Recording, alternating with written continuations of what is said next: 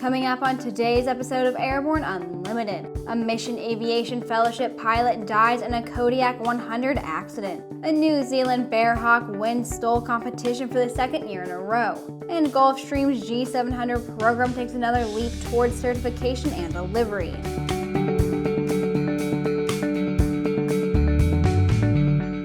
I'm Sophie Herlock.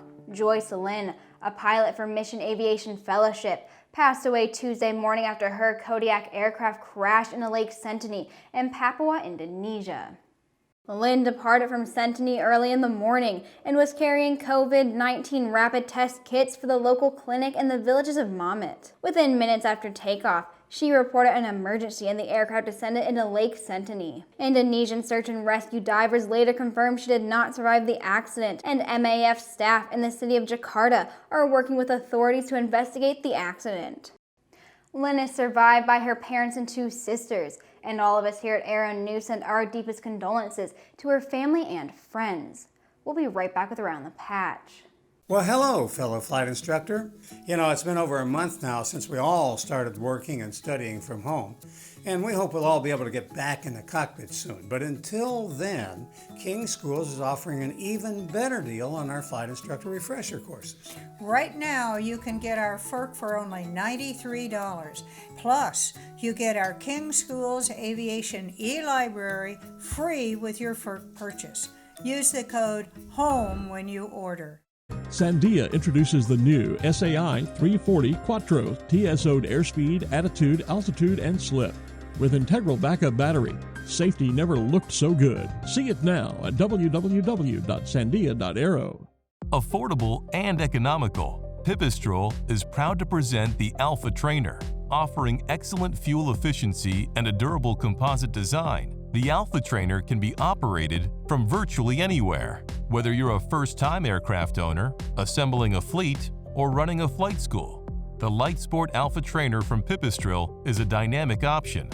Learn more about what the Pipistrel Alpha Trainer can do for you at pipistrel-usa.com. Welcome back. It's time for today's trip around the patch. Due to concerns over COVID-19, social distancing requirements, and travel restrictions, the Board of Trustees of the National Aviation Hall of Fame have decided to postpone the induction of the class of 2020. Options to reschedule the 2020 enshrinement, which will be held in Dayton, Ohio, are currently being explored, including the potential of selecting a date in 2021.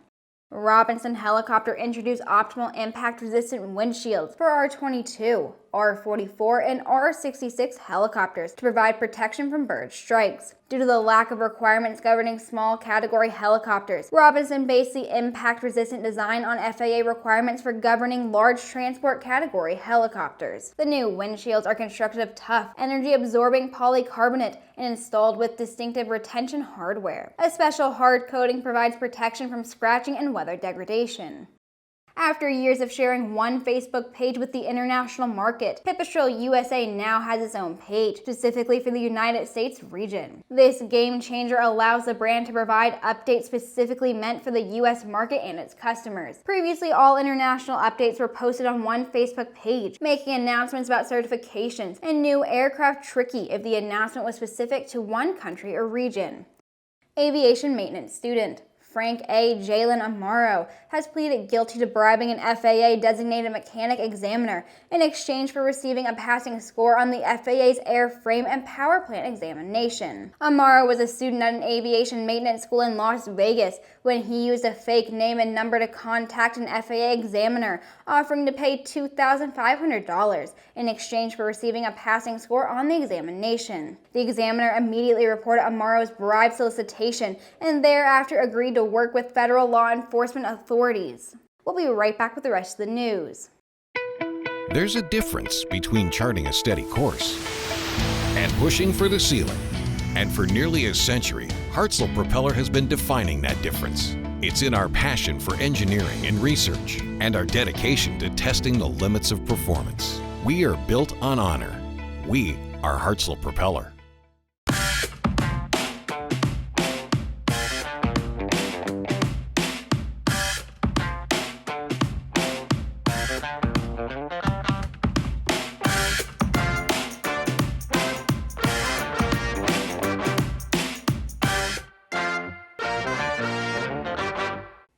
Jonathan Battson has taken top honors for 2 years running in his Bearhawk in the New Zealand STOL Competition, beating out the other competitors by a wide margin. On this win, Battson stated, "We managed to clean up the heavy touring category again this weekend, convincingly this time with a total combined distance of 71 meters compared to 108 meters and 131 meters for second and third place. There was less wind than usual, so I was pleased with the landing. This year we had a couple of key people from the Valdez STOL contest here, Lon and Bob. Lon organizes the Valdez event, and Bob and his son Bobby have won numerous times. They liked the event and said the flying was as good as they'd ever seen in Valdez, except here the action is faster and the crowd is much closer to the action, which they seem to like. They said we have less Super Cubs than in Alaska."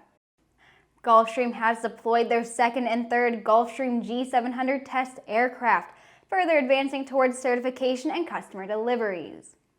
The second G700 flight test aircraft had its first voyage on March 20th, departing Savannah Hilton Head International Airport and flying for 2 hours and 58 minutes. The aircraft reached an altitude of 45,000 feet and a speed of Mach 0.85. The third flight test aircraft also departed from SAV and flew for the first time this past week, soaring for 3 hours and 2 minutes. It also reached an altitude of 45,000 feet and a speed of Mach 0.85. The 3 flight test aircraft have flown for more than 100 hours since the program's first flight on February 14th and are being used for envelope expansion, flutter testing, flying qualities and flight control, as well as mechanical systems, flights into known icing and environmental control systems, among other tests.